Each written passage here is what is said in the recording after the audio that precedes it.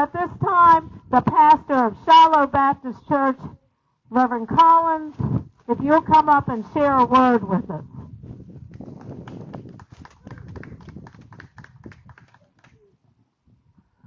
Thank everybody. I still to this day don't understand why people want to hear me talk because I normally say things that other people aren't willing to say.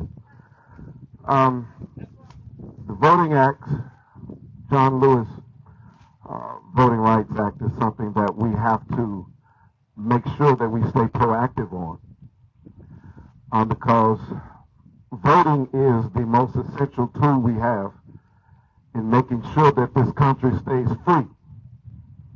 And right now, with the political climate that we're in, voting is the most essential element that we have to make sure that we don't end up with a dictator in the White House. One of the things that Ms. Karen and Dr.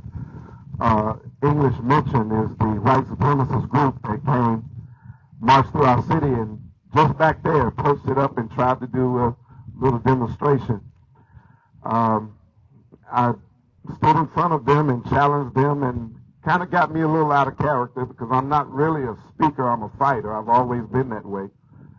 But one of the things that I learned from a very early age, during voting time, my mother, when I was 6, 7, 8, 9 years old, would carry me to the voting polls. And we would stand in line, and every voting cycle, she made sure that I saw that we had specific rights, not only as Americans, but African Americans, because at the reality, we're standing here in 2024.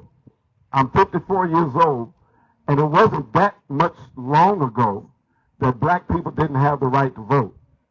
And so what I always do is I try to make sure that young people that look like me, make sure that they understand their power in the vote.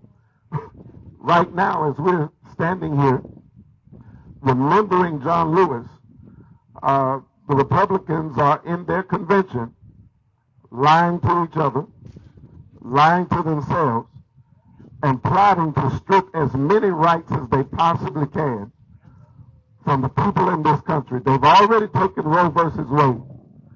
They've already stripped the woman's right to choose what happens with her own body. After a while, they're going to take as many rights as they possibly can, and they chose their brand new Jesus to do it.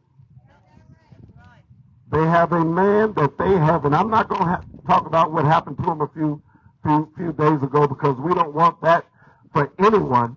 But at the end of the day, they chose somebody who they knew they could push their agenda through. And they've stacked the deck in the Supreme Court. They're stacking the deck in the Senate. They're stacking the deck in all of the essential areas we need to continue to have rights as citizens of this country.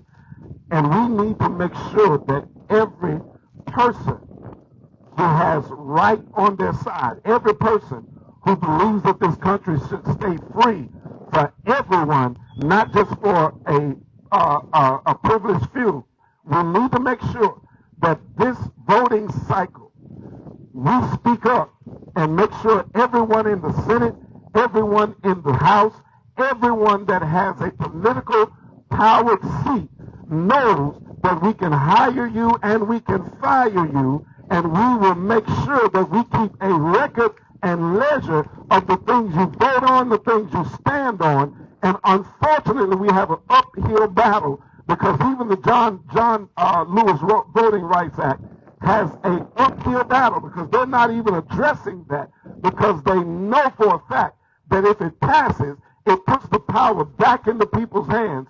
And so when they lose in this November, old red, old orange hair won't have to call a governor to find other votes. This is what we're fighting against. This is what we have standing in front of us, people who are willing to bend and break every rule and every law just to stay in power. They're not a political party of the people. They're a political party of self. They're a political party of hatred. They're a political party of rights taking. And it's mighty funny to me that when things happened the other day, they wanted to calm down the rhetoric and then blamed it on the Democrats. But y'all are the ones that chose to tell people that there are certain people who are patriots in this country and certain other people who hate this country. But now all of a sudden you want to blame the rhetoric on other people when you are the ones that set that tone. And so again, I say, they're at their convention lying to each other. And it's a sad human being that can look in the mirror and lie to themselves and profess to themselves that they're not the reason that we have the heat and the division that we have in this country. It's not because of the other side. It's not because of both sides. It's because of one side, and we have an opportunity to vote every one of them out of office, and we need to make sure that we need every single person who has the right to vote, who has the willingness to vote, to go down there in November and make sure that we take their job from them, just like they're trying to take our rights from us.